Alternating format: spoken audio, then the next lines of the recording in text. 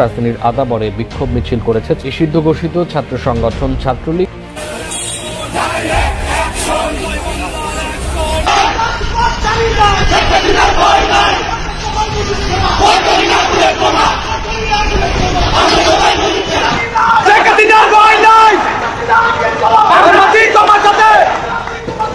একেই বলে আওয়ামী লীগ ও ছাত্রলীগের কলিজা। এবার পুলিশ ডেকে পালিয়ে নয় বরং খুদ ধানমন্ডির বুকে পুলিশের গাড়ির সামনে লাঠি সোঁতা হাতে আওয়ামী লীগ ও ছাত্রলীগের বিশাল বিক্ষোভ মিছিল। নেই কোনো গ্রেপ্তারের ভয়, যেন ভয়কেই জয় করে মাঠে নেমেছে আওয়ামী লীগ। মিছিলে 100 থেকে 500 থেকে হাজারো মানুষের জনসমুদ্রে পরিণত হয়েছে। কিন্তু এবার পুলিশের গাড়ির সামনে প্রকাশ্যে লাঠি সোঁতা হাতে আওয়ামী লীগ ও ছাত্রলীগ নেতাকর্মীদের এমন দুঃসাহসিক বিক্ষোভ মিছিলে অবাক রাজনৈতিক দলের নেতারা।